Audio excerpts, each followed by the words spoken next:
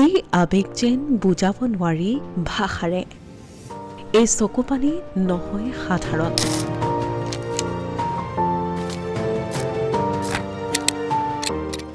এবছৰ দুবছৰ নহয় সুদীৰ্ঘ 17টা বছৰৰ অপেক্ষা আৰু অৱশেষত বিজয়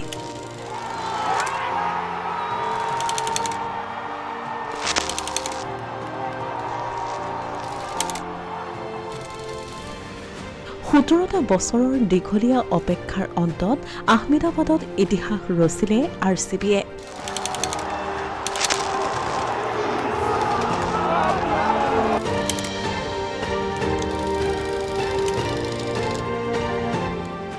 স্বপ্ন পূৰণ হ'ল কিং কোহলিৰ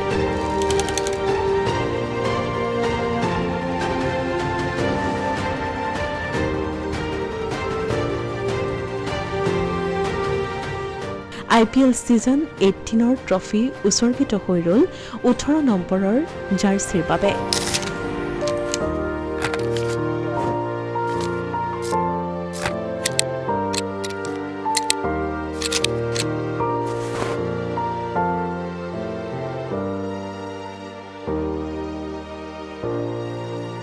অৱশেষত হাতমুক্ত হ'ল বিৰাট কোহলি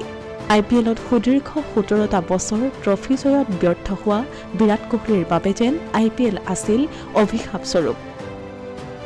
আন্তঃৰাষ্ট্ৰীয় পৰ্যায়ত কিং কোহলি হলেও IPLৰ ট্ৰফি এবাৰ হাতেৰে চুই চোৱাৰ পৰা বঞ্চিত আছিল বিৰাট কোহলি অৱশেষত 17টা বছৰৰ অসীম ধৈৰ্য আৰু সাহসৰ পাছত সেই হাঁহি মাৰিলে তাৰকাগৰাকীয়ে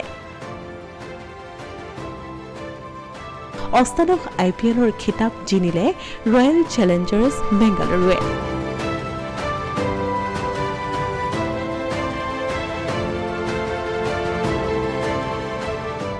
বিগত 17টা বছৰ তিনিবাৰকৈ ফাইনেল খেলিও অন্তিম বাধা অতিক্ৰম কৰিব পৰা নাছিল ৰয়েল চেলেঞ্জাৰ্ছ বেংগালুৰুৱে আৰু অৱশেষত চতুৰ্থবাৰ পাঞ্জাব কিংছৰ বিৰুদ্ধে ফাইনেল খেলি সেই ব্যৰ্থতা আঁতৰালে আৰচিবিয়ে 191 ৰানৰ লক্ষ্যৰে ইনিংছ আৰম্ভ কৰা শ্ৰেয়াছ আয়াৰৰ নেতৃত্বাধীন পাঞ্জাবৰ দলটোৱে 7 উইকেট হেৰুৱাই থমকি ৰয় 184 ৰানত ইয়াৰ লগে লগে এই সিজনত IPLে পালে নতুন চেম্পিয়ন যি ট্ৰফিৰ বাবে সৰ্বোচ্চ উজাৰি দিছিল কিং কোহলিয়ে সেই ট্ৰফি আজি কিঙৰ হাতত উল্লেখযোগ্য যে IPL ট্ৰফি জয়ী হোৱাৰ পাছত আৰচিবিয়ে লাভ কৰিলে 20 কোটি টকা